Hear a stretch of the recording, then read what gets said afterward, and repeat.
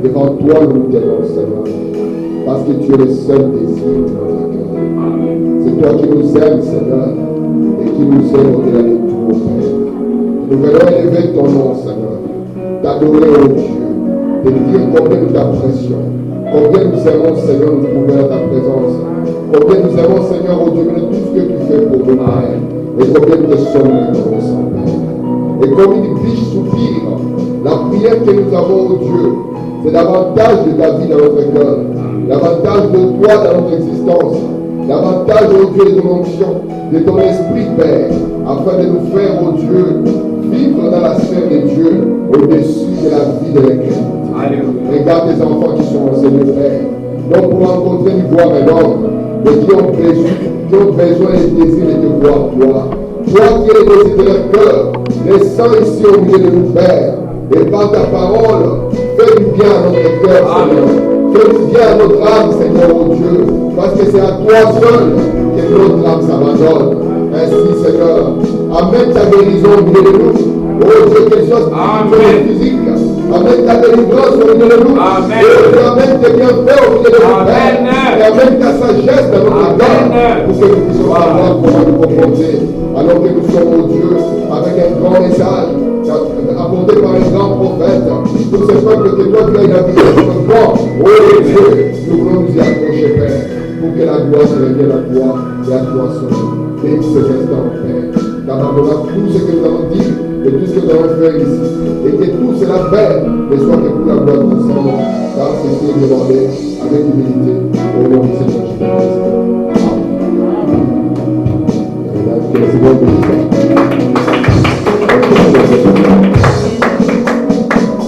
Nous allons ouvrir la Bible dans Jérémie au chapitre 1er et nous allons commencer au verset 4. Jérémie au chapitre 1er, nous allons lire à partir du verset 4 et nous lirons aussi le 5e verset. Je vais lire la parole de Dieu. Jérémie chapitre 1er dit ceci, le verset 4. La parole de l'Éternel me fit adresser en ce moment. Avant que je t'eusse formé dans le ventre de ta mère, je te connaissais. Et avant que tu fusses sorti de son sein, je t'avais consacré, je t'avais établi prophète des nations. Amen. Nous allons aussi tourner encore les pages de la Bible. Nous allons partir dans Galates au chapitre 4. C'est là où nous avons été le dimanche passé. Nous allons lire encore Galates 4, le premier et le deuxième verset, et puis nous lirons dans 2 Timothée au chapitre 3. Galates 4, j'attends qu'il frère y arrive.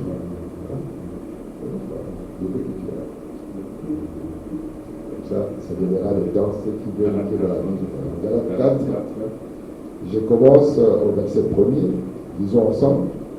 Or, aussi longtemps que l'héritier est enfant, je dis qu'il ne diffère en rien d'un esclave, quoiqu'il soit le maître de tout. Mais il est sous des tuteurs et des administrateurs jusqu'au temps marqué par le Père. Et nous terminons avec 2 Timothée au chapitre 3. où nous allons lire le 14e et le 15e verset. Disons, toi, demeure dans les choses que tu as apprises et reconnues certaines, sachant de qui tu les as apprises. Dès ton enfance, tu connais les 5 lettres qui peuvent te rendre sage à salut par la foi en Jésus-Christ. Amen. Que le Seigneur ajoute des bénédictions à la lecture de la parole. Nous pouvons nous asseoir. Je vous salue tous au nom de Jésus-Christ. Je remercie le Seigneur encore une fois. Aujourd'hui, j'ai 18 ans de mariage. Pile aujourd'hui. Je remercie le Seigneur. Amen. Je vais vous demander avoir prier pour. Merci beaucoup. Je demanderai à Frère de prier pour nous à la fin du service. Et puis aujourd'hui, le monde dit que c'est la fête de terre. Donc nous voulons souhaiter à tous les papas une très bonne fête. Même si nous croyons que la fête de père doit être chaque jour. De la même manière que la fête de mère doit être chaque jour. Même la fête des enfants, c'est chaque jour. Ça signifie que la famille doit vivre en harmonie. Pour que les enfants puissent avoir beaucoup d'égard et de respect pour les parents. Et que les parents puissent aussi exprimer beaucoup d'amour pour leurs enfants. C'est ça la famille chrétienne, le foyer dans lequel Dieu peut venir et qui peut visiter la famille. Parce que si nous croyons au Dieu de la famille, nous ne croyons pas seulement au Dieu de papa, ni au Dieu simplement de maman, mais nous croyons que le Dieu de papa, c'est le Dieu de maman, et le Dieu de papa et de maman, c'est le Dieu des enfants. Parce que c'est ça lequel nous trouvons dans la Bible de Dieu. La fois passée, nous avons parlé du foyer chrétien, et nous avons parlé de la formation de l'enfant. Parce que j'aimerais que les papas et les papas futurs, ou les mamans potentiels, puissent comprendre que Dieu aime les enfants. C'est pour ça que si nous regardons ici dans Jérémie au chapitre 1er, c'est Dieu qui parle à Jérémie. Parce que Jérémie s'est considéré juste comme un enfant. Vous pouvez le voir si vous lisez le verset 6, il dira à Dieu, je ne suis qu'un enfant. Et Dieu lui dira, non, ne dis pas que tu es un enfant. C'est moi qui va t'envoyer et moi je serai avec toi. Et pour montrer qu'il est attaché aux enfants, il commence à montrer déjà à Jérémie qu'il l'avait connu avant même qu'il ne soit formé dans les seins de maman. C'est pour ça que nous croyons que Dieu nous a connus dès avant la fondation du monde. Et il commence à montrer déjà que Jérémie, quand même, moi je te connaissais avant que tu ne fusses sorti du sein de ta mère. Avant même qu'il ne soit sorti, Dieu avait déjà un plan pour lui. Il voulait que Jérémie puisse être un prophète. Mais souvenez-vous, l'Écriture nous a dit qu'un enfant, même s'il est héritier de beaucoup de choses, lui ne peut pas être différent d'un esclave ou d'un serviteur. Pourquoi? Parce que tout ce que Dieu a pour nous demande de la maturité. Vous voyez les enfants qui sont ici. Ça peut être demain, par exemple, si on était une nation militaire, ça peut être l'armée de demain. Mais nous ne pouvons pas prendre des armes et mettre cela dans leurs mains. Parce que si nous faisons cela, dans les minutes qui suivent, on aura une peine de sang ici. Qui risque de voir comment ça dit. Je ne sais pas, il va positionner l'arme dans un sens et il aura beaucoup de dégâts. Mais avant qu'il puisse avoir l'arme en main, il faut qu'il soit formé à porter cette responsabilité. C'est pour ça que Frère Branham nous dit que la puissance sans le caractère est démoniaque. Parce que Dieu doit former en nous un certain caractère pour qu'il puisse nous confier une certaine responsabilité. C'est pour ça que cet enfant sera placé sous les tuteurs et des administrateurs afin qu'on puisse voir s'il a le vrai caractère. Et ici, nous avons vu que les premiers à qui l'enfant est confié, ce sont les parents. Et Frère Branham nous a dit que mon père croyait à la formation de l'enfant. N'est-ce pas? Parce que si vous le laissez comme ça, la voix de l'enfance a beaucoup de folie. Mais, voyez, le bâton du père, qui ne doit jamais être loin, éloigne la folie de l'enfant et garde l'enfant sur le chemin que cet enfant doit suivre. Je vous ai montré la fois passée, selon Frère Branham, que la vie de l'homme, chaque 7 ans, connaît un changement. Voici pourquoi la première étape de la vie de l'enfant, les premiers responsables, lorsque nous parlons de la vie des grands hommes, ça signifie que dans cette première étape de la vie de l'enfant, ce sont les parents qui doivent exprimer la vie des grands hommes. C'est pour ça que lorsque nous parlons de Charles Wesley, nous revenons à la base pour comprendre le rôle que maman a joué dans sa vie. Lorsque nous parlons de Moïse, nous revenons à la base pour voir le rôle que Moïse, et que le Québec plutôt, a joué dans la vie de Moïse. Lorsque nous parlons de Samson, nous verrons toujours la base. Parce que cette base-là, elle est fondamentale pour ce qui sera dans la suite. Branham, sans la grâce de Dieu, n'aurait fini qu'un véritable ivrogne. Parce que vous êtes ce que votre maison. Il a fallu une grâce particulière qu'elle vienne pour arracher Branham de cela. Et vous les enfants, vous devez déjà remercier Dieu parce que c'est une grâce particulière qui vous a donné des parents qui peuvent vous parler de Jésus. Ce qu'il y a autour de nous finira par passer. Je vous dis la vérité, si par exemple vous êtes dans un pays difficile comme nous venons, dans un continent où parfois il y a beaucoup de difficultés, beaucoup de gens se disent si j'arrive en Europe, mes problèmes sont finis. Mais une fois qu'il arrive ici, il découvre des problèmes, mais d'une autre manière. De sorte que vous comprenez qu'il n'y a pas de cité permanente ici-bas.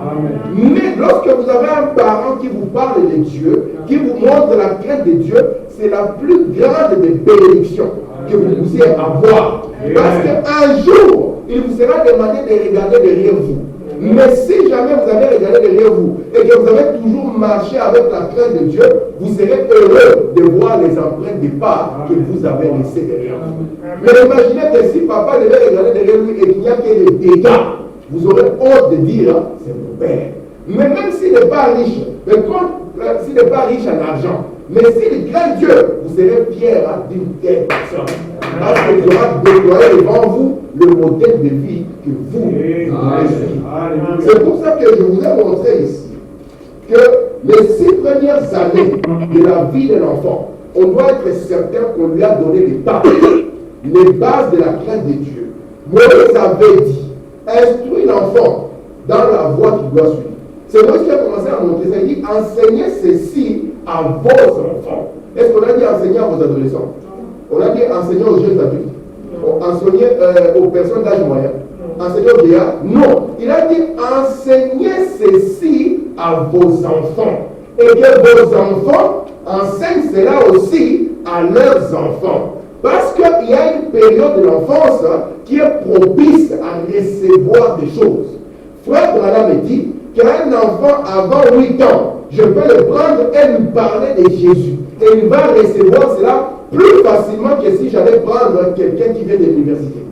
Pourquoi? Parce que son esprit est encore ouvert. Et c'est là où on doit l'impacter comme il faut pour que demain, on puisse s'attendre à avoir une moisson.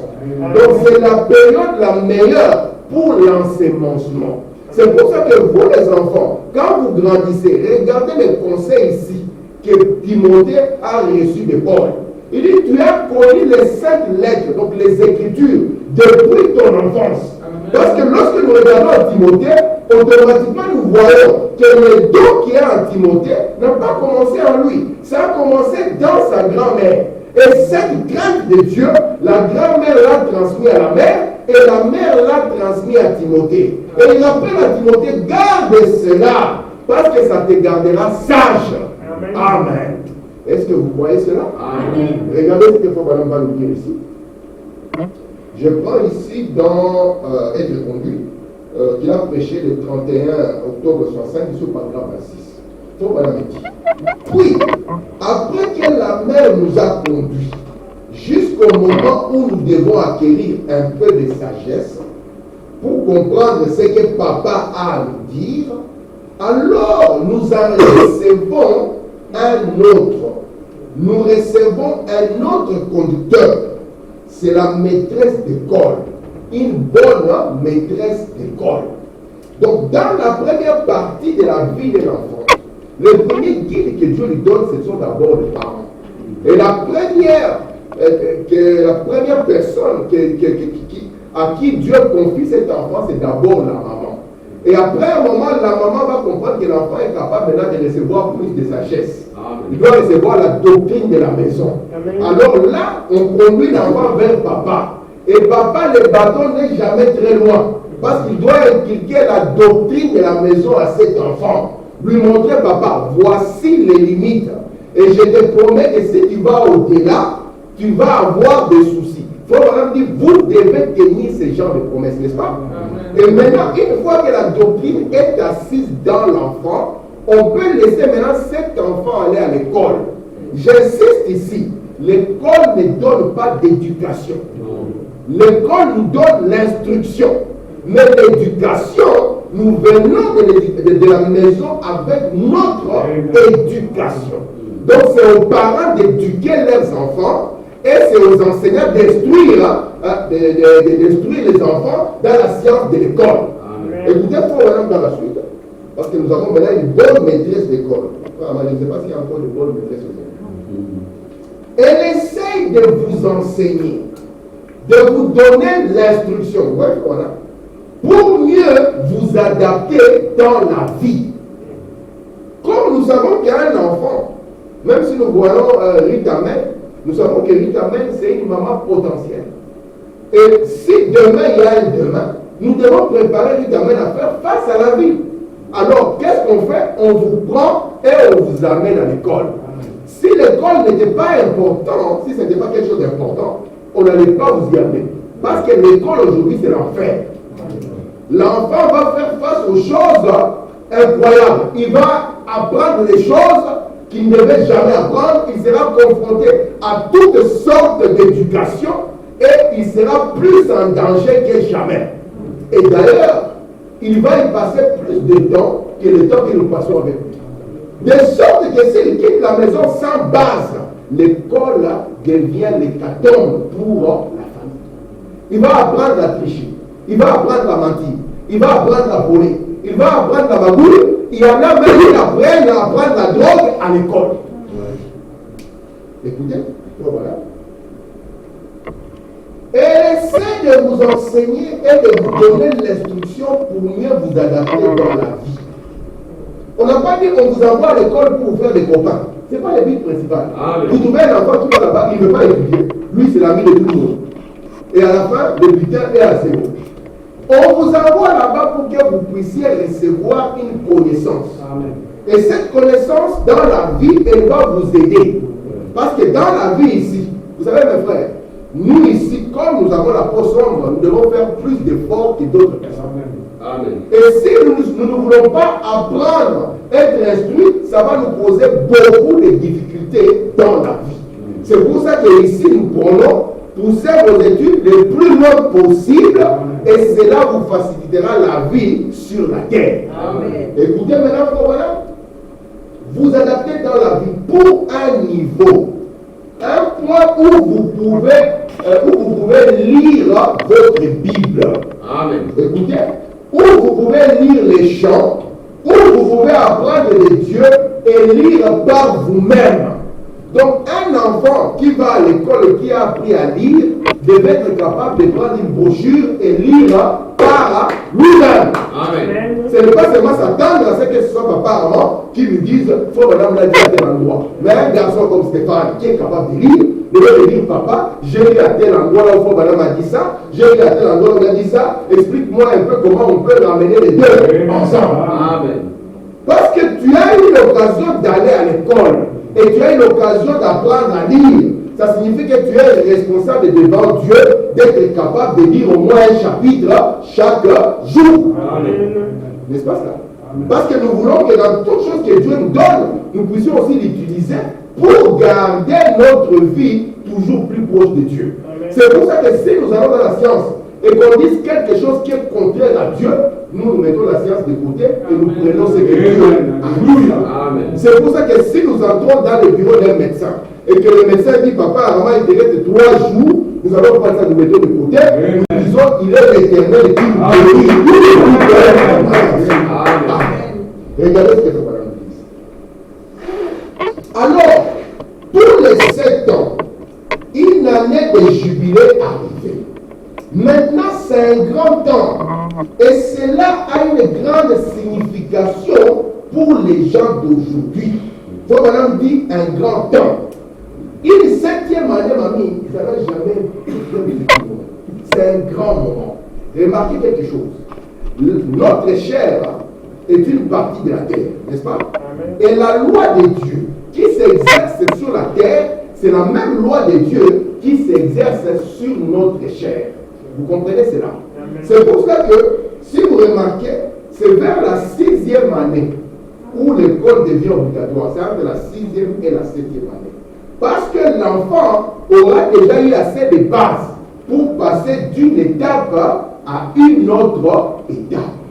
En réalité, si par exemple la vie était simple et qu'il y avait quelqu'un pour rester avec l'enfant, l'école obligatoire à 2 ans et demi, ce n'est pas possible. D'ailleurs, à plus de 2 ans et demi, on te dira laisse l'enfant tranquille à la maison. Mais ici, on a des difficultés, il faut se battre, on va prendre le petit bébé alors qu'il est encore à moitié endormi. Là-bas, on lui apprend comment mettre les bâtons par terre et comment est-ce qu'il va mettre les bras dedans. Il est dans une autre formation. Mais entre 6 et 7 ans, commencez à observer cet enfant d'une autre façon. Amen. Parce qu'il est en train de subir un changement.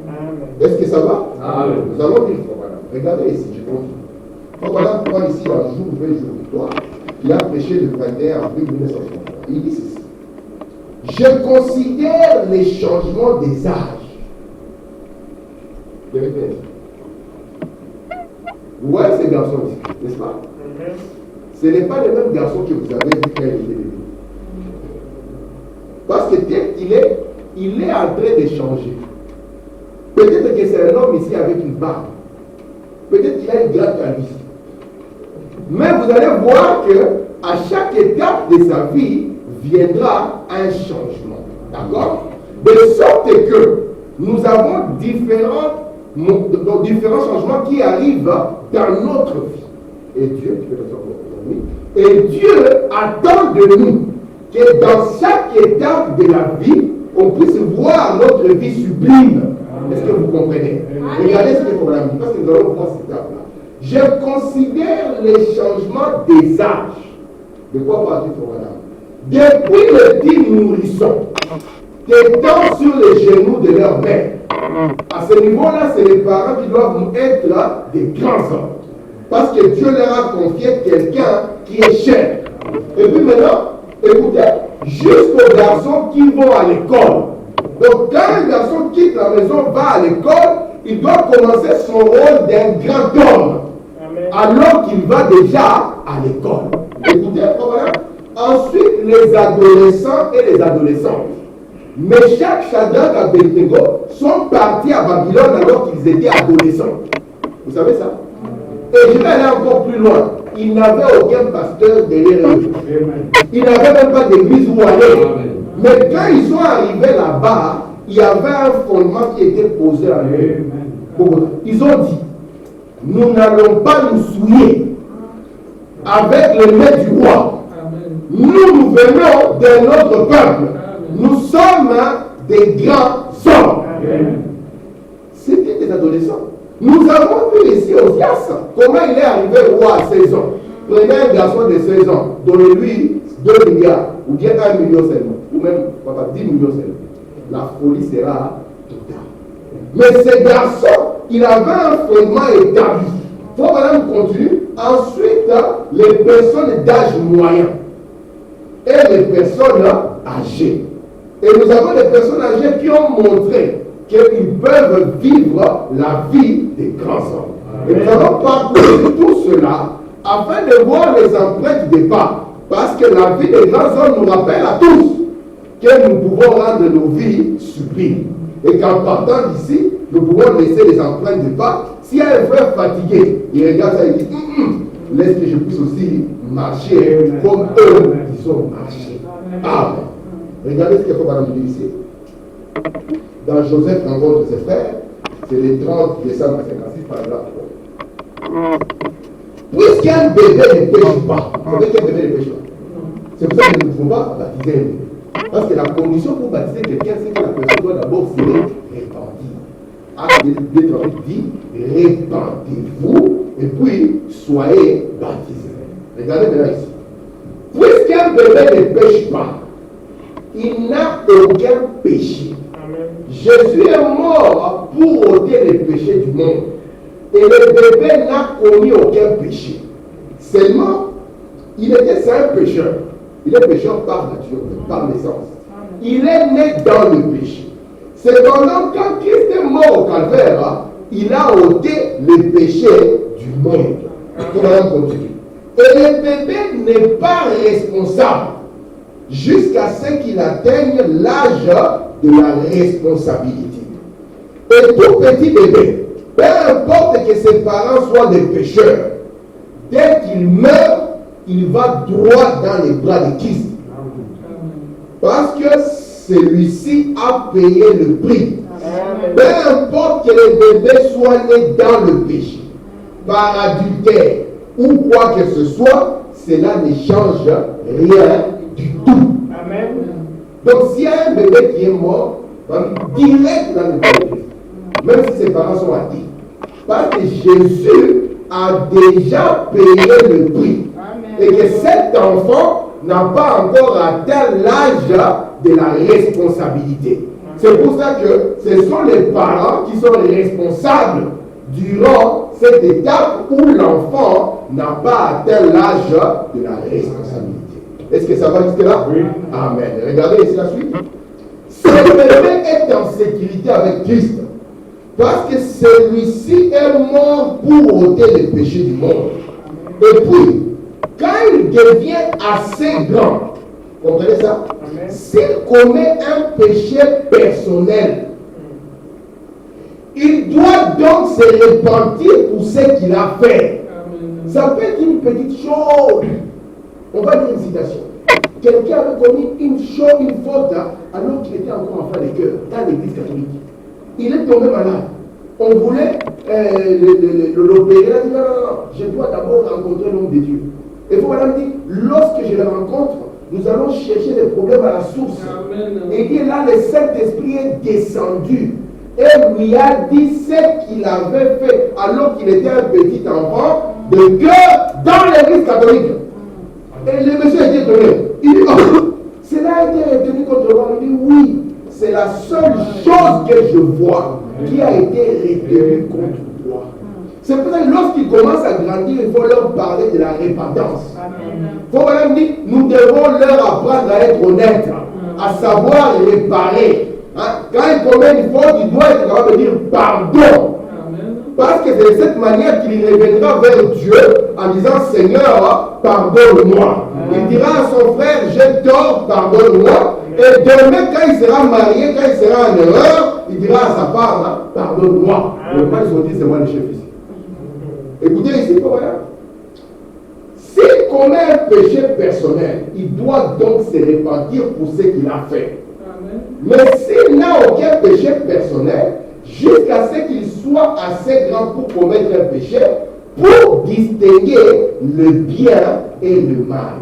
Amen. Même la science vous dira que c'est vers l'âge de 7 ans qu'un enfant commence à distinguer le bien du mal. Un enfant de 7 ans ne peut pas mentir sans savoir qu'il a en train de mentir. Il ne peut pas voler sans savoir qu'il est en train de voler. Voici pourquoi l'âge est sorti et a parlé à Billy à l'âge de 7 ans. Il a dit, fais attention, ne bois pas, ne fume pas, ne suis pas ton corps. Alors qu'il était en train de le dire parce que l'environnement de Billy était déjà mauvais. Il était en train de le garder pour qu'il ne soit pas responsable de l'environnement dans lequel il évoluait. Amen.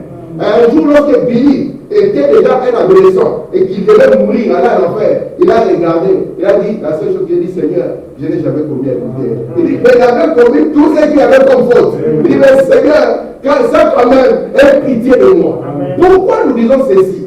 Parce que ne pensez pas, dis que toi, à un moment, tu n'es pas responsable devant Dieu. Parce que tu connais la vérité. Tu connais ce qui est juste.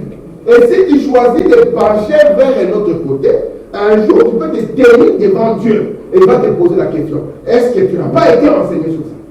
Vous comprenez cela? Amen. Amen. Remarquez ici, c'est quelque chose que je peux te dire. Dans Joseph encore de ses frères. Par conséquent, il est demandé aux bien-aimés d'amener leurs petits au Seigneur en les remettant au pasteur dans ses bras. Et lui les élève par la foi vers Christ et demande à Christ de les bénir. Amen. Donc les bébés, nous ne les baptisons pas. Mais nous les amenons pour les consacrer à Dieu. Amen. Pourquoi nous faisons ça? Il faut par dire, il y a un adage qui dit, quand ils sont petits, ils vont te marcher sur le pied.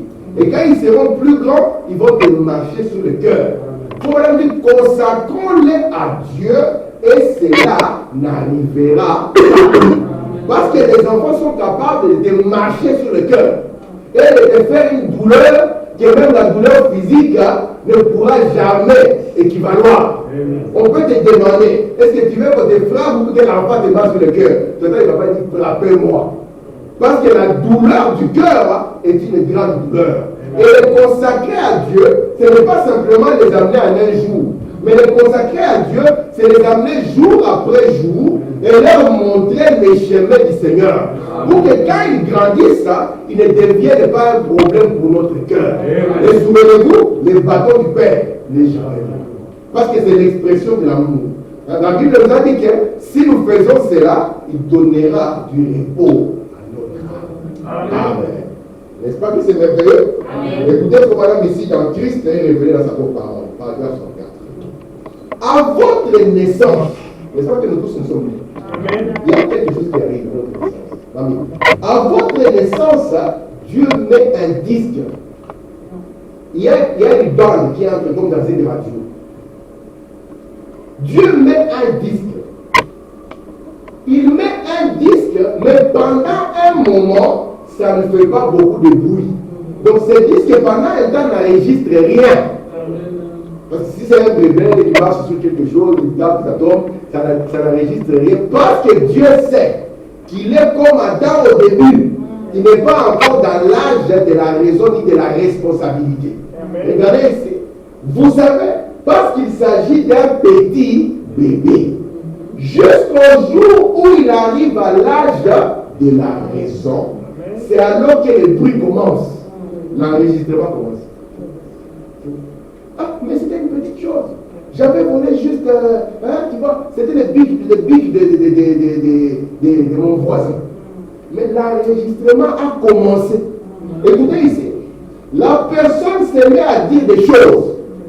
Le petit commence à mentir les yeux, il te regarde droit dans les yeux. Et il te balance un mensonge et il est calme comme tout. À faire des choses dont il doit répondre. Vous comprenez ça? Est-ce qu'on a dit quelqu'un d'autre? Il doit répondre. Frère Branham s'est trouvé en enfer à l'âge de 14 ans. Amen. Écoutez, frère Branham.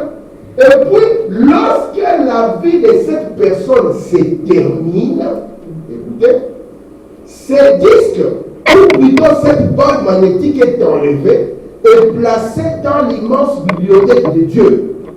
Comment allez-vous contourner cela à la barre du jugement alors que ce sera joué à nouveau devant vous?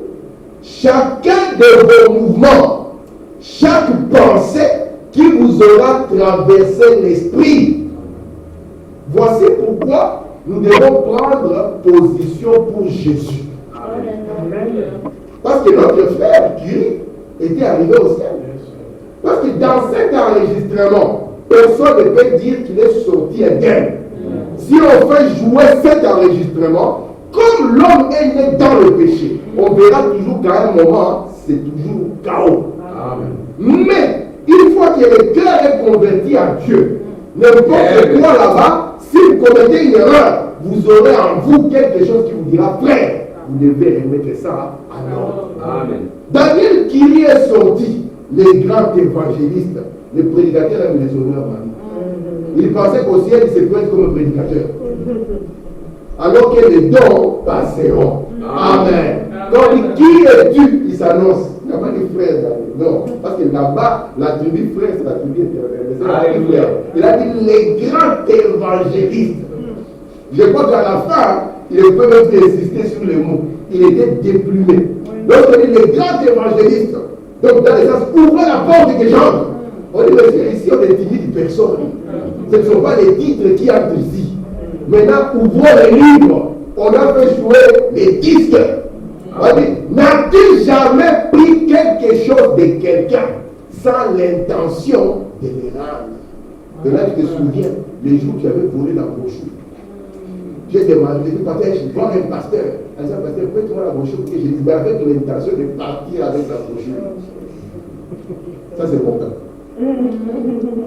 Tu te souviendras du jour où tu as volé alors que tu savais que voler c'est mauvais. Et que tu pensais peut-être que c'était juste, ma mère m'avait envoyé, elle avait oublié les 50 centimes, je suis resté avec. Et derrière, c'est juste les 50 centimes. Et maintenant, la chose qui a sauvé Daniel Curie, c'est parce qu'il s'était rangé du côté de Jésus. Amen. Amen. C'est pour ça que nous sommes en train de demander aux enfants, ne dites pas je suis un enfant. Non. Ne dites pas je suis encore jeune. Non. Amen. Ne dites pas j'ai encore du temps. Non. Aujourd'hui, c'est ton temps. Amen. Amen. Parce que Dieu aime les enfants. Dieu parle aux enfants. Dieu s'intéresse aux enfants. Il veut que les enfants soient aussi conscients que quand ils arrivent dans l'âge des responsabilités, Dieu commence aussi à enregistrer. Amen. Amen. Est-ce que ça va jusque-là? Amen. Écoutez, dans une délivrance de cas, paragraphe 74, celui qui l'a prêché le 12 juillet 59. C'est l'ami de Frère Madame là qui était parti voir le médecin. Il savait qu'on doit l'opérer. Mais il savait que quand c'est l'opération, vous devez être sûr qu'il n'y a rien qui soit resté derrière. Amen. Parce que ça peut être l'occasion où Dieu vous appelle. Alors, comment vous allez vous tenir devant Dieu alors qu'il y avait des choses que vous pouvez mettre en ordre et que vous avez repoussé ça à terre? Et maintenant, pour un dit, et cet homme venait à peine d'entrer, que le Saint-Esprit a remonté dans sa vie. Ouais, une bande, on peut la jouer, on peut avancer, on peut reculer. Donc là, on a reculé. Lorsqu'on avance, ça devient une prophétie. C'est ce qui va arriver dedans. Maintenant, on a reculé. Regardez. Et il en a sorti quelque chose qu'il avait fait quand il était enfant de cœur à l'église catholique. Ça, mais c'est l'église catholique, c'est rien. Non. Tu l'as fait à l'église catholique, papa. Et même si tu as fait quelque chose de faux, où que ce soit, ça reste faux. Tu ne peux pas te justifier. Regardez ici. Il a dit c'est la vérité, c'est la pure vérité. Le monsieur a répondu. Il a dit voulez-vous dire que c'était retenu contre moi? J'ai dit c'est la seule ombre que je vois dans votre vie.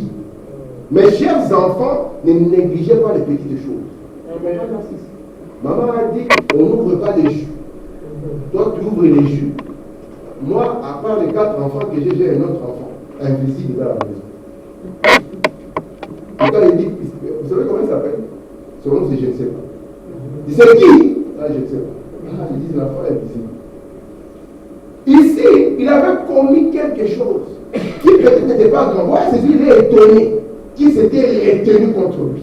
Et s'était retenu contre lui quand il était un enfant. Mais Dieu vient ici lui montre que c'est ça une ombre qui se tient entre toi et Dieu. Amen. Et c'était l'occasion pour lui de reculer aussi dans le temps pour aller réparer cette chose. Comme madame dit, j'ai commencé à penser quand j'étais enfant, comment maman nous donnait du popcorn. Et que moi déjà, c'est lui le grand frère qui portait le popcorn. Il dit, moi j'allais déjà me cacher, j'ai mangé déjà une bonne partie. Il dit après, quand c'était l'heure de manger avec le petit frère, on partageait mais là, moitié, alors que lui était conscient qu'il avait déjà consommé sa part. Ça peut sembler une petite chose, mais Dieu regarde à toutes ces petites choses. Ce sont les petites choses qui tiennent les grandes. Amen. C'est pour ça que nous sommes partis seulement dans les grandes choses et nous avons oublié les petites choses. Ça a fini là. Alors que ce sont les petites choses. Frère Madame dit, s'ils ne comprennent pas les ABC, on ne peut pas les amener dans l'algèbre. Parce que les ABC, c'est ce qui va tenir les algèbres demain. Amen. Amen. Regardez ici, dans le procès. Frère Madame dit ceci, paragraphe 136, celui qui a prêché le 21 juin 4. À l'arbre, à l'âge de 7 ans, une voix m'a parlé, disant, ne fume jamais, ne chic jamais. Chiquer ici, ce ne sont pas les enfants de gras. Non. Les chiquets ont chiqué les tabacs. Les tabacs ont chiqué. Donc, Dieu ne veut pas qu'ils puissent chiquer les gens là.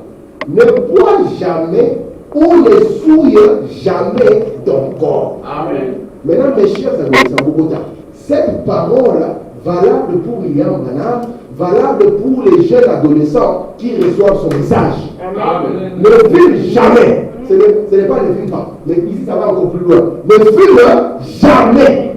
Ne chic jamais. Ne bois jamais. Parce qu'à un âge comme ça, les jeunes vont commencer à dire ouais, il y a du vodka martini. Quand on va sortir dans un anniversaire à 17-18 ans, c'est là qu'on commence à découvrir le vodka martini. Mais cette parole doit toujours retentir dans ton cœur. Ne bois jamais, ne fume jamais, ne souille jamais ton corps. Parce que tu dois vivre la vie d'un grand homme. Nous allons arriver à cet âge-là, voir ce que Frère Branham dit. Vous serez étonnés. Regardez, je continue, Frère Branham dit ceci. Dans les Bibliens, qu'il a prêché le 11 décembre 1963.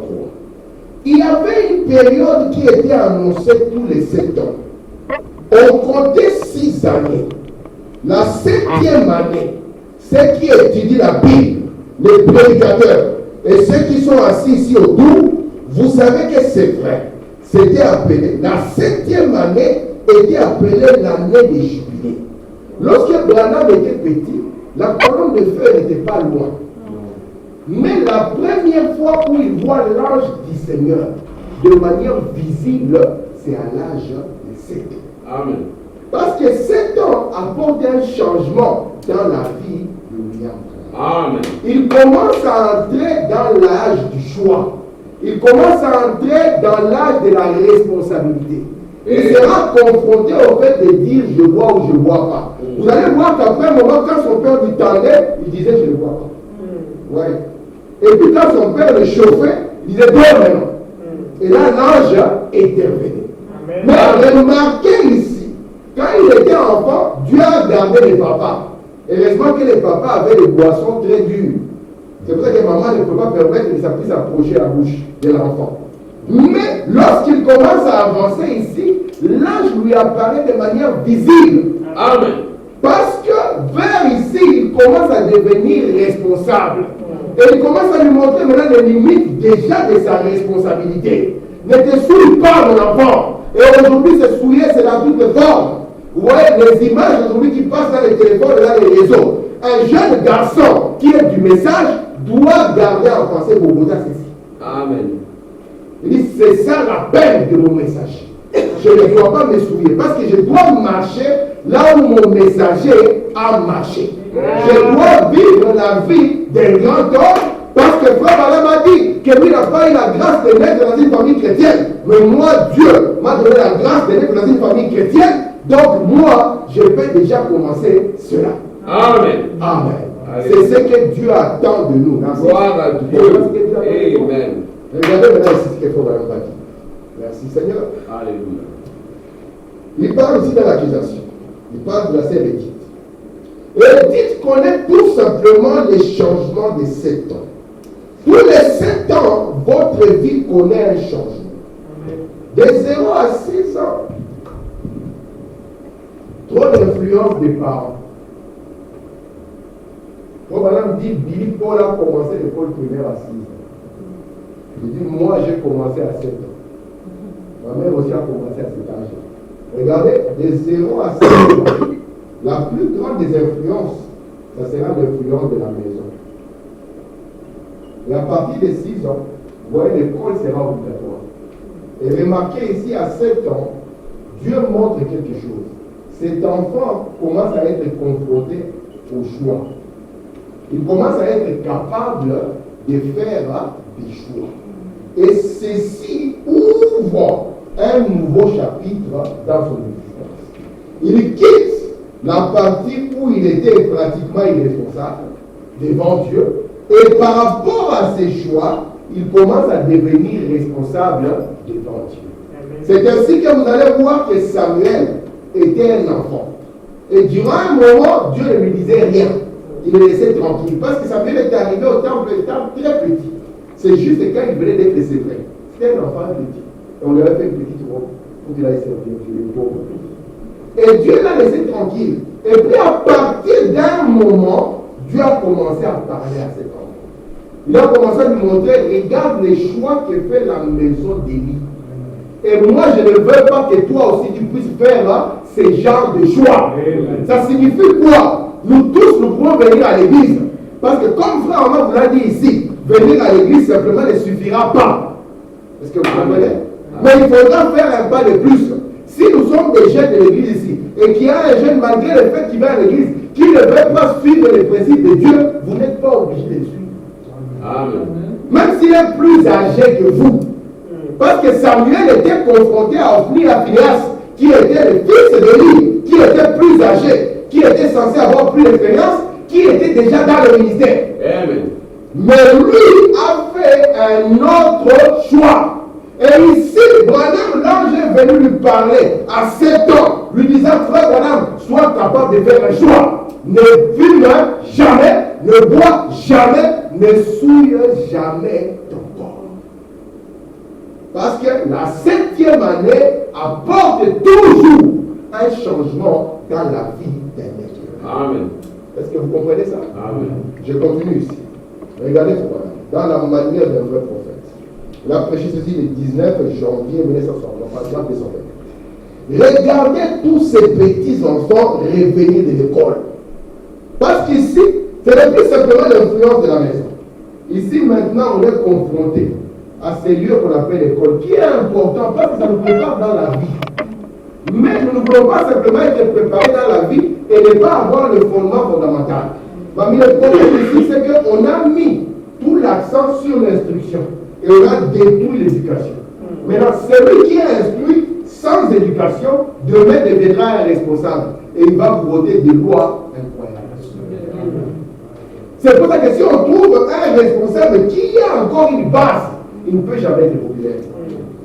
Soit c'est un pays où les gens ont encore les cerveaux sur leur tête et le monde entier va se retourner contre lui comme le cas de la Russie. Soit ça sera un monde de fou où on ne pourra jamais dire que cet homme sera responsable. Maintenant ici à l'école, cet enfant sera confronté à des choses, disons ça. Regardez ces tout petits enfants revenir de l'école. Ils n'ont pas plus de 6, 7, 8. Donc 8 ans.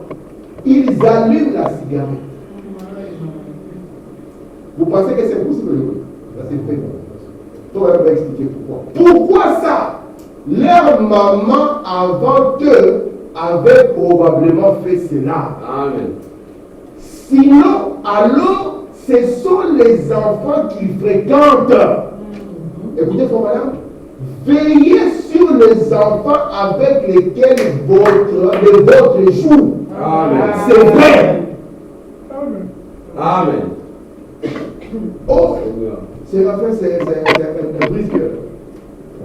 Un crève-cœur, je peux le dire. Brise-cœur. Crève-cœur. On commence déjà à mettre des notions de crevaison de cœur. Frère madame, vous devez faire attention. Parce qu'à l'école, ça devient comme un carrefour. Cet enfant a déjà vu un truc qu'on appelle la cigarette. Il peut même prendre ça dans les sacs de sa mère. Et venir gens montrer comment on fait. Et puis il allume ça et les enfants tirent. Il dit, vous devez faire attention. Parce que si ce n'est pas l'influence des mauvais parents, ça sera l'influence des enfants eux-mêmes. Et ne vous limitez pas à la cigarette, hein, c'est tout un monde qui souffre. Moi j'ai vu des enfants de l'école primaire, dans l'école de mes enfants, c'est mon enfant qui me disait, il dit les filles sont déclarées qu'elles sont toutes lesbiennes. Oh. Il dit, mais c'est quoi ce que fait? Elles sont encore à l'école primaire. Mais remarquez déjà l'esprit, c'est ça le monde aujourd'hui. Remarquez déjà l'esprit qu'on tire de l'école. Elles commencent déjà à cultiver et à accueillir ce genre d'esprit. Parce qu'à l'école, qu'est-ce qu'ils vont voir? Ils vont voir la conséquence de la société aujourd'hui. Un enfant qui n'a que deux mamans. Ma fille a été avec un collègue, c'est un garçon. Mais ce garçon-là, il est bizarre. Parce que lui ne connaît pas de papa. Il a deux mamans. Parce qu'aujourd'hui, on a le plus, on a ce qu'on appelle le plus parents. C'est ça le monde aujourd'hui. Vous voyez maintenant les dangers que s'il n'a pas de base à la maison et qu'il est déjà confronté au choix, sachant que l'homme né dans le péché penche facilement vers le mal, qu'est-ce qui va arriver? C'est pour ça que l'ange est descendu vite. Madame, tu dois faire le choix. Et au-delà de ce choix, je serai. Amen. Est-ce que ça va jusqu'à là? Amen. Et toi, madame, nous donne un conseil. Et je donne le conseil aux enfants. Chacun écoute-moi. Regarde bien les amis que tu as à l'école. Amen. Parce que si toi, tu ne les influences pas, ils vont t'influencer. Amen. Je ne veux pas que vous soyez des enfants. Quand vous êtes des enfants ici, vous êtes encore plus jeunes, vous jouez des instruments, vous aimez le Seigneur, et puis quand on grandit, vous commencez à s'asseoir là derrière. Et puis après, vous asseyez dans la chambre. Et puis après, les dimanches, je ne vous vois pas. Et puis après 3 mois, je ne vois pas, ah, j'avais les cours. Est-ce que vous comprenez ce que je suis en train de dire? Ce sont des choses qui commencent en douceur. Et l'école, c'est une porte de l'enfer au total. Alléluia. Écoutez, frère. Amen. Soyez bien élevés. Enseignez à vos enfants à bien agir. N'est-ce pas que c'est pour madame? À être honnête. Amen. À être franc. Amen. Et Narcisse, quand c'est toi, dis maman, c'est moi. Amen. Même quand ça te coûtera cher, dis c'est moi. Amen. Écoutez, frère, loyaux, même quand ils sont à l'école.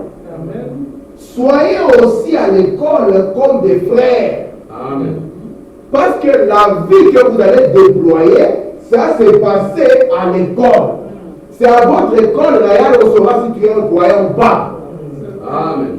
Il faut que les gens qui viennent autour de toi sachent que ces garçons croient en Dieu. Amen. Vous avez déjà un musulman avoir 11 mètres des musulmans. Alors que le monde est contre eux.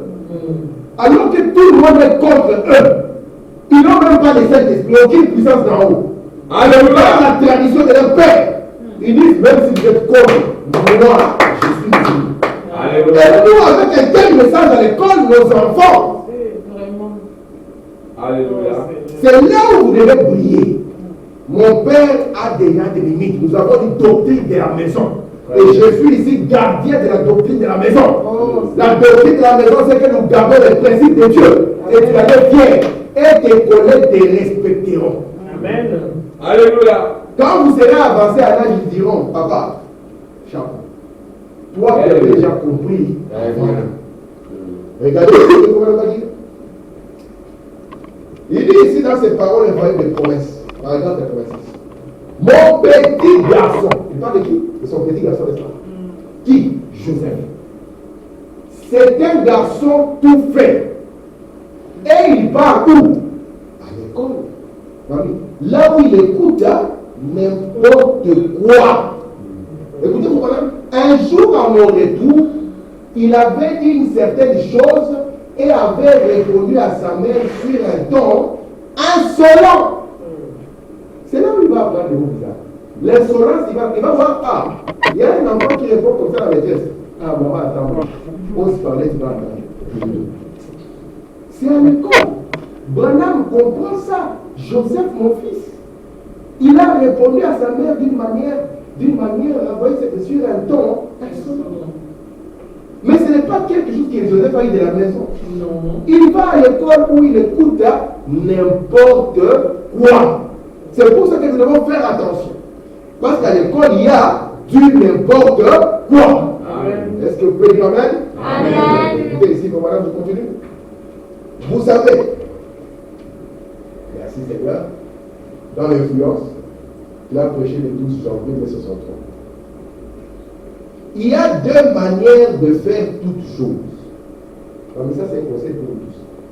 Il y a 2 manières de faire toutes choses. Est-ce que vous êtes là? Amen. Il y a combien de manières de faire de toutes choses? 2. Écoutez, frère, c'est la bonne et la mauvaise. Madame dit, je me tenais devant petit Paul et j'avais l'habitude d'étendre mes bras. Et lorsqu'il le faisait, il montrait à petit Paul qu'il y a 2 routes. Si tu prends ces chemins, tu vas aller là-bas. Si tu prends cet autre, tu vas aller là-bas. Mais ce sont 2 chemins qui sont différents. Voilà, on continue. L'autre jour, j'ai placé le petit Joseph sur mes genoux. Et je lui ai dit, il a combien? Il a 8 ans. Un petit garçon lui avait marché sur les orteils. Et lui et ses petits garçons se sont battus. Je lui ai donc dit, Joseph, Les parents d'aujourd'hui posent d'abord la question, c'est un blanc? Oui, c'est un blanc. Il faut les frapper pour qu'ils comprennent que nous avons souffert de l'esclavage, de la colonisation, du néocolonialisme. Pour venger des ancêtres, ne te laisse pas faire. Écoutez, frère madame. Je lui ai donc dit, Joseph, ne fais pas cela. Il a dit, mais papa, il a fait telle chose et telle chose. J'ai dit, peu importe ce qu'il a fait. Écoutez la suite. Écoutez. Souviens-toi simplement, Joseph. Aimes-tu ton père? Il a dit, oui, papa. J'ai dit, alors souviens-toi que les gens observent quoi? Oh. Mais il y a de 8 ans. Amen. Les gens observent ta vie, sachant que tu es un fils d'un prédicateur. Amen. Aujourd'hui, c'est un enfant. Joseph, tu as 8 ans. Les gens observent ta vie parce qu'ils savent que tu es le fils d'un prédicateur. Tu vas sur Instagram, tu vas sur Facebook, tu te mets avec des bandanas, et n'oublie pas que les gens t'observent, ils savent que ton père était prédicateur. Amen. Amen. Je continue. Gloire à Et Dieu. puis, si tu fais quelque chose de mal, alors ils diront, est-ce que ce prédicateur permet à son fils de faire une telle chose? Moi, je ne suis pas sur TikTok. Je ne suis pas sur Instagram. Amen. Je ne suis pas sur les réseaux. Amen. Mais alors, comment est-ce que je verrai? Mais il y a d'autres qui sont. Il va voir, ah, ça c'est qui? C'est Ryan. Oh! Bon, il dit, c'est son père qui lui apprend ça. C'est ça l'évangile qu'il prêche. C'est ça la vie des grands hommes. Regardez ici. Regardez pourquoi. Eh bien, nous savons qu'ils le font de toute façon. Toutefois, nous le savons. En tant que chrétiens, nous savons que nous devons essayer d'élever nos enfants correctement. Mais c'est une bonne chose que de garder cela devant eux tout le temps. Amen. De faire ce qui est juste. Ne prenez jamais cet autre chemin. Écoutez, il faut la suite. Il parle toujours à Joseph, n'est-ce pas? Vous voulez écouter la suite de la conversation? Écoutez. Ainsi, j'ai dit, en effet, tu vois, cela ne gâchera pas seulement ta réputation, Joseph. Donc, un Joseph de 8 ans a une réputation. Amen. Amen. Il a une réputation à sauvegarder. Et Abraham va plus loin. Lorsque tu te mets là-bas comme un rappeur sur TikTok, avec en fond la musique de Kobalade ou je ne sais qui, cela ne gâche pas seulement ta réputation. Il faut maintenant me dire, écoutez, Joseph, mais ça gâche la réputation de ta mère. Amen. Écoutez encore plus loin, ça gâche la réputation de tes soeurs. Donc ça gâche premièrement la base de la maison. Écoutez, frère, ça gâchera la réputation de ton père.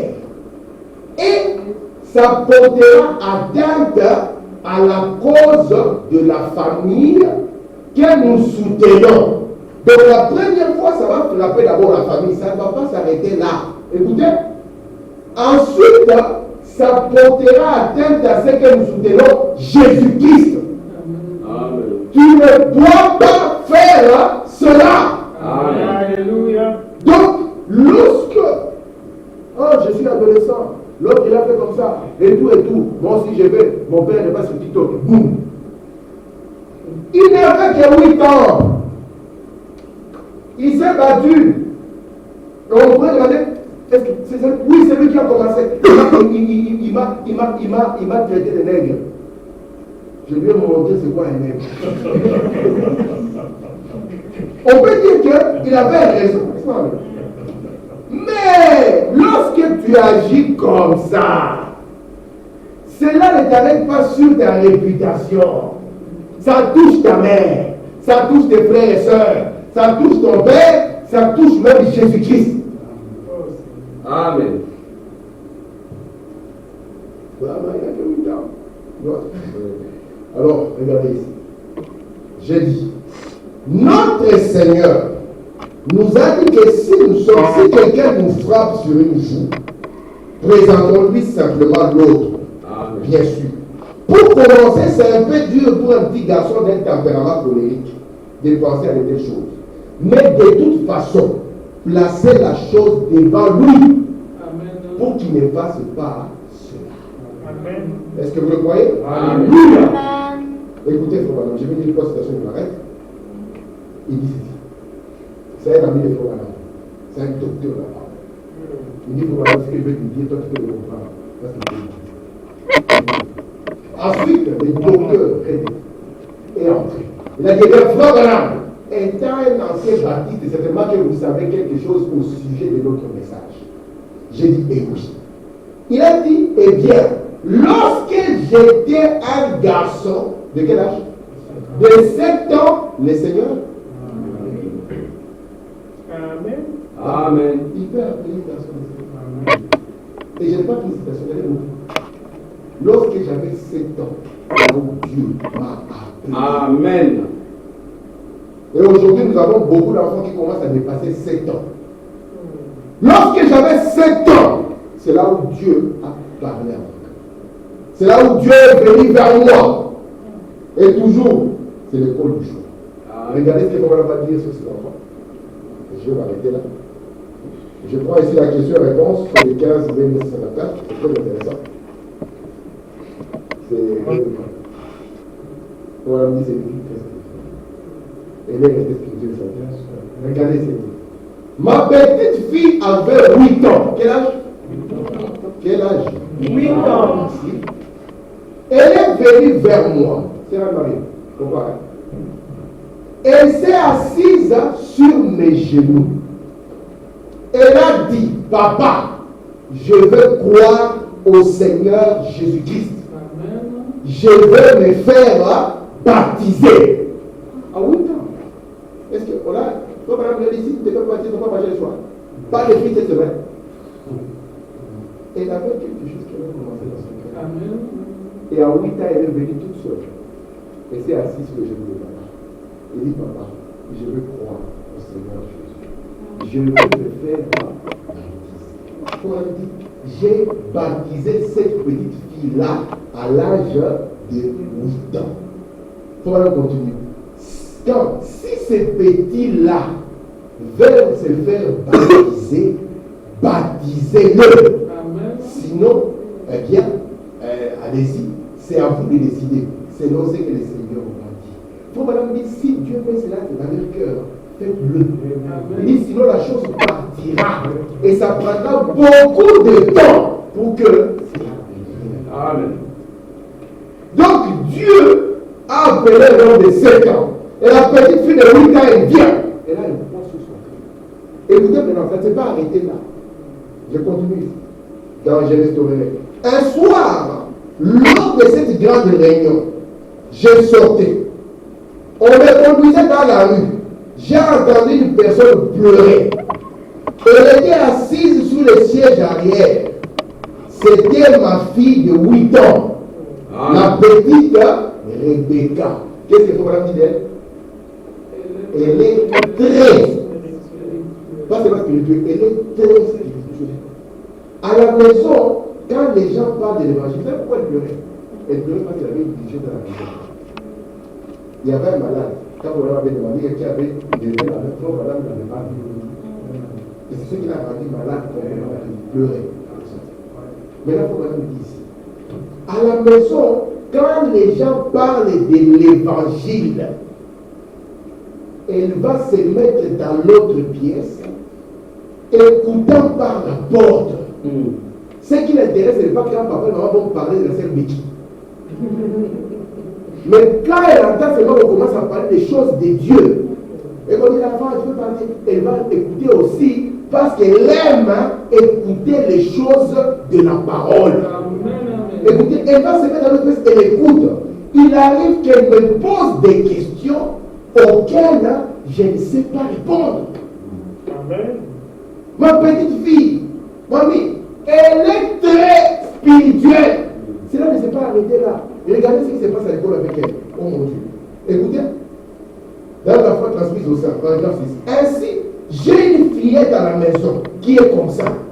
Ça fait environ 2 ou 3 mois qu'elle a eu sa première vision.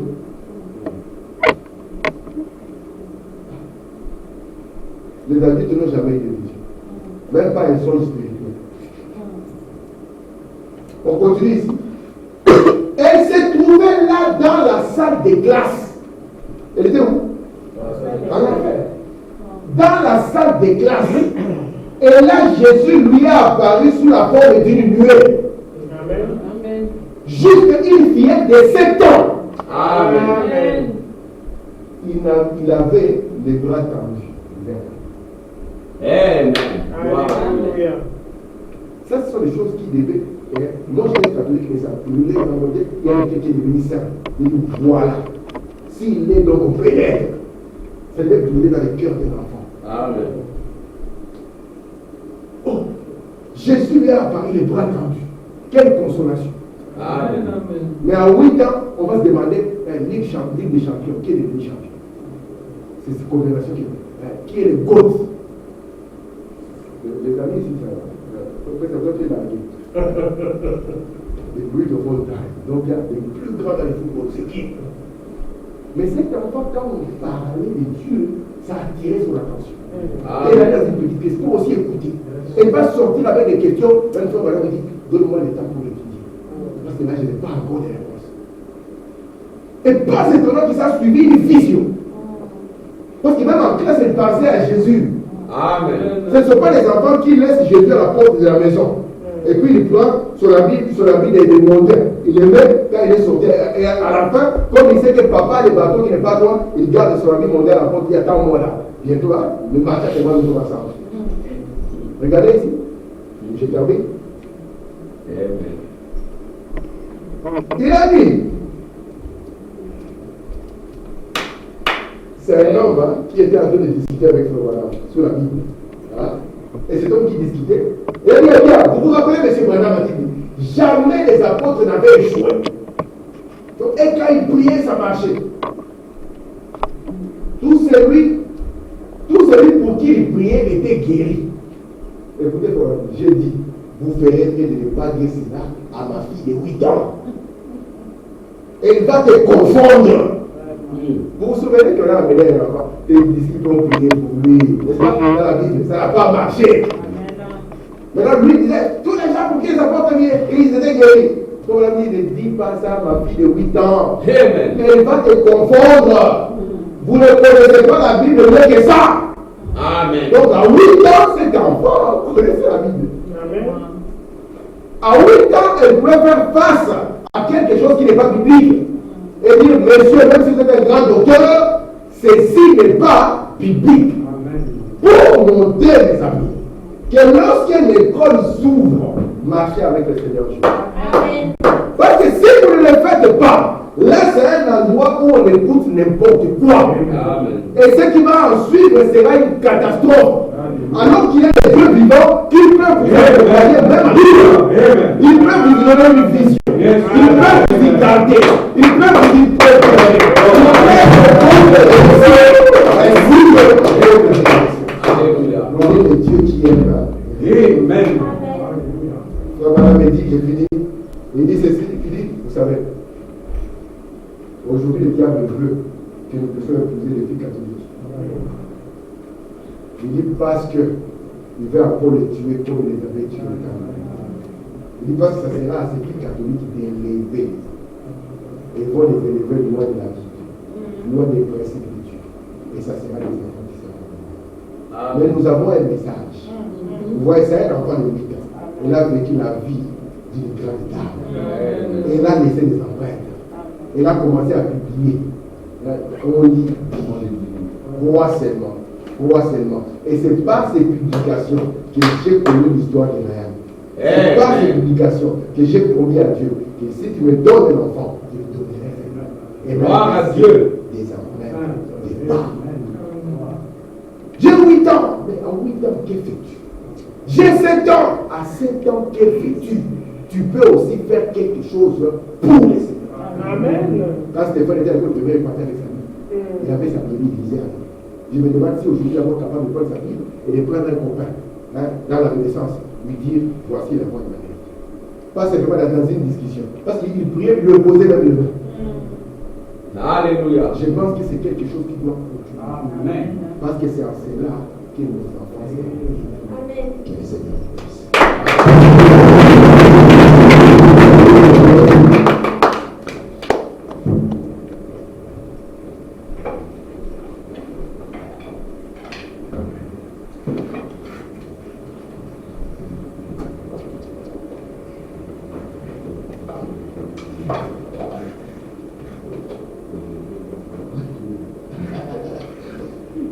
Que Dieu bénisse.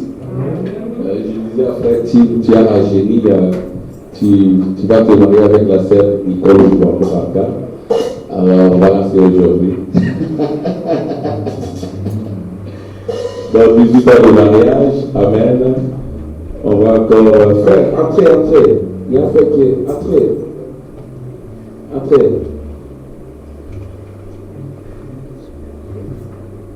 Que Dieu te bénisse. Frère Diallo, que Dieu te bénisse. Entrez. Voilà, donc 18 ans de mariage, amen. Acclamation pour le Seigneur.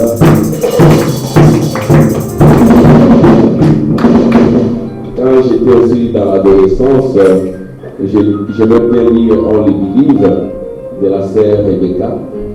Et c'est là que j'ai découvert l'histoire de Roy Robertson avec Frère Branham. Et là où Frère Branham demandait à Roy Robertson, tu sais qui était Moïse pour Israël. Amen. J'ai découvert ça. Alléluia. Paix à l'âme de notre sœur Rebecca. Amen. Et c'était une fille vraiment très profonde dans le message. C'était un don. Moi, je disais, c'est bon, il dit. Alors, le don commençait à dire que non, elle est en train de coucher. Non, elle ne faisait que publier. Elle aurait arrêté ça. Mais elle a arrêté. Ce qu'elle a publié, ça se retrouve là. Je demande aux jeunes gens de chercher les revues On les Believe. Ou je vais chercher pour vous. Amen. Et c'est là aussi on essaie aussi d'approfondir notre anglais. Amen. Dieu a parlé en anglais et c'est aussi des liens en anglais. Amen, jeunes gens. Gloire à Dieu. Alléluia. Acclamation pour le Seigneur.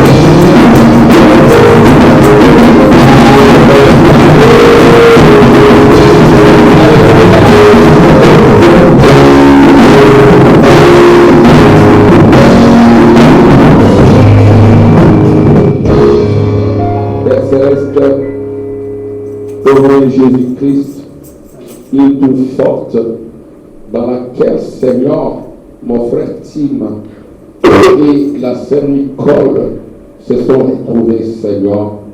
Oh Dieu, nous te sommes infiniment reconnaissants pour ce couple modèle, pour ce couple qui tient à ta parole, Seigneur.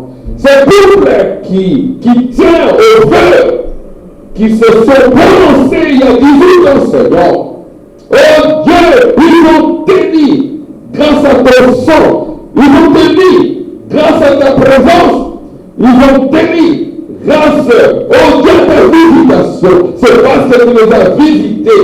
Je te prie, Seigneur, de demeurer avec eux, Père. Oh Dieu, de les réconforter, Seigneur. Alors que, Seigneur, ils sont une grande bénédiction pour ton peuple. Alors que, Seigneur, le diable cherchera les combattre. Mais, Seigneur, je te remercie pour la victoire que tu leur as accordée. Oh Père, ils ont surmonté des injures, des épreuves, mais ils sont restés avec toi. Je te prie de les inspirer. Je te prie de les bénir, de les garder en parfaite santé. Au nom de Jésus, je détruis tout esprit de maladie ou de confusion et je réclame ta présence davantage, ta présence dans les fertiles, dans la cernicole, même dans les enfants. Bénis leur couple, oh Dieu, qui prospère à tous égards. Nous te remercions parce que tu les as beaucoup bénis, Seigneur. Puisqu'il est béni davantage, qu'il ne manque de rien.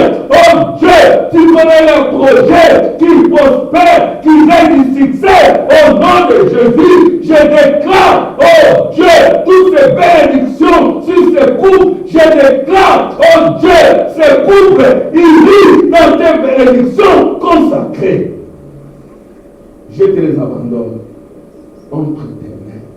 Père, sois devant eux et derrière eux. Seigneur, tu es la nuit de gloire, les visites constamment le jour, et la colonne de feu, la nuit et le soir. Bénis les enfants, bénis les progénitures, bénis les maisons. Oh Dieu, merci. Je crois que tu l'as fait. Parce que, Seigneur, je t'ai demandé toutes ces bénédictions, alors que, Seigneur, j'abandonne ces couples entre tes saintes mains au nom de Jésus-Christ. Amen.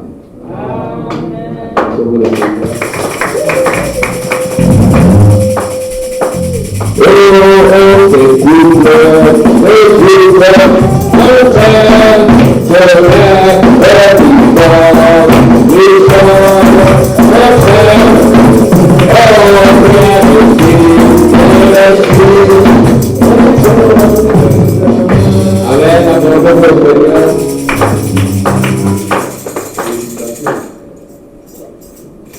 De mariage, c'est beaucoup, amen. Plus aussi pour nous, amen. Et ils ont eu le courage de le dire. Nous, c'était le 22, c'est quand le 12 mai. Le 12 mai, oui, c'était 22 ans. 22 ans, ou 21 ans, 22 ans. On commence à estimer 22 ans. Et voilà. Prochainement, c'est toi qui vas pour acclamons pour le Seigneur.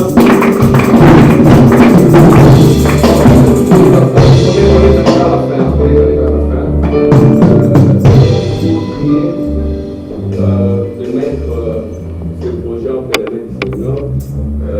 J'ai obtenu la signature d'une sœur parce que c'est ce qu'on m'a demandé.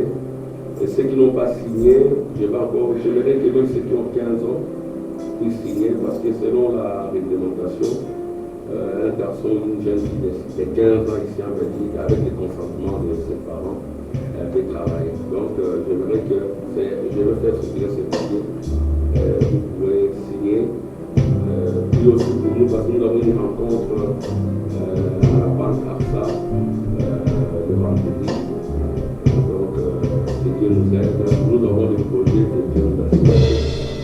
Venez à l'église, les enfants, n'oubliez pas tous ces enseignements, s'il vous plaît. Et venez pas simplement comme des auditeurs, appliquez-vous. Amen. Papa vous accompagne jusqu'à l'instant. Il doit appeler ce film qui devait continuer. Alléluia! Cherchez vraiment à connaître le Seigneur. Si vous avez ce désir-là, Dieu va vous apparaître. Amen. Quand on cherche Dieu, on ne le trouve pas. Mais si tu cherches Dieu, Dieu va te rencontrer.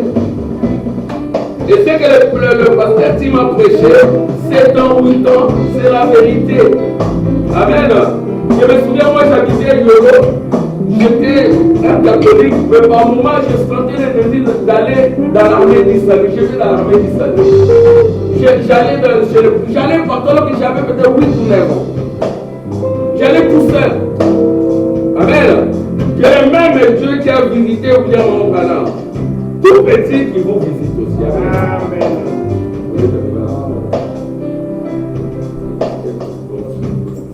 Je remercie beaucoup le frère Tim, je remercie le Seigneur pour le frère Tim. Je lui dis toujours que je remercie le Seigneur pour le message, parce qu'il nous dit le message du Seigneur peut-être un grand musicien chez le monde. Parce que c'est aussi un grand musicien, il chante très bien.